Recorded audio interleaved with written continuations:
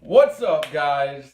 Welcome back. Hope you liked the first video. Probably didn't because it sucked and I didn't know how to edit. It was just one long video. So this is a crazy story that I've got for you guys today. This is the story. My mom went out of town and I wake up to a masked, hooded man in my house with a knife robbing me.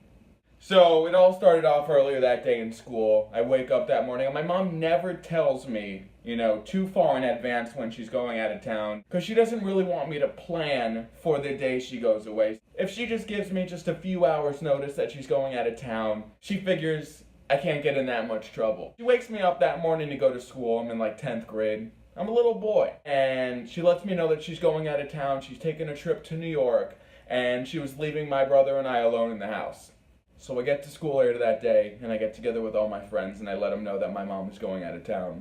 Now, my mom was cool. She let me go ahead, and she said I could have 5 friends come over for that night. I pretty much went in and invited all my best friends over, and, we just hung out, ate, had dinner, and played video games. That's really what we all did 5 million seconds out of the day. We just played video games. So we're playing video games all night, and I remember I had the worst headache that night. Pretty much put one of my friend David, in charge. I let him know I don't feel well, I'm going to sleep. Just do me a favor, don't let my dogs out, and make sure you put the alarm on before we all go to bed. So I go to sleep. There's this one tile in my house, and it's kind of like a loose tile. If you step on it, it goes clunk, and it makes a loud noise. So my brother, my mom, we all knew that, especially when people are sleeping, you don't step on the tile. And you don't even want to really step on the tile because the tile's already broken, so if you keep stepping on it, it's just going to break more. So everyone had the idea and understood, don't step on the tile. So it's 5:30 in the morning, and I hear the clunk from the tile. So I said to myself, I'm just going to kick the shit out of one of them when I find out who did it. I open the door, and there's this guy in a mask standing there with what looked like a rubber knife. Now I'm thinking it's my friend David trying to pull a prank on me. I'm sure they had cameras somewhere. And I'm like, okay, it ain't happening. You woke me up and I'm pissed. I literally ran and I tackled this person with the mask, who wasn't my friend. He was a stranger robbing my house with a weapon. So I tackle him and I go and I pull off his mask. And when I see that it's this old homeless man, it freaks me out and I kick back and I jump 10 feet back. It scares the shit out of me. I literally turn around, I run, and I lock myself in my room, lock the door, and I call 911. Now I'm thinking, oh my God, my friends are on the other side of the house. I'm thinking, holy shit, he must have killed my friends. I mean, he's got a knife, he's walking through my house. He had to go through the room where my friends were sleeping. I hope they're okay. So I'm sitting in my room, my heart's going 1,000,000 miles per hour. I'm freaking out. I am tripping. And I'm just waiting in my closet with a little baseball bat that I had from when I was a little boy. And I'm just waiting for this boy to come in my room. I'm gonna show him why they called me Sosa, Sammy Sosa, in middle school. So no one tries to open my door. I hear that weep weep outside. It's the police. I call 911 again, and I tell the woman that, look, I'm locked in my room. I'm not coming out. He needs to come and get me.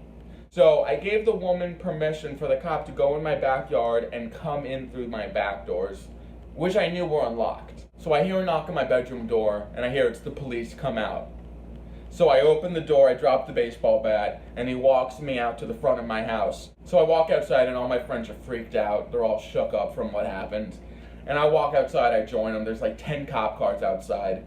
I run up to them, I give them a hug. I said I was so worried. I thought you guys were dead. And I said to the cop, were you able to find the guy? And the cop says, no, we have no idea where he is. And I said, you better go in my house and check under the bed and everything because you're not leaving until I know for damn sure this guy's not in my house anymore.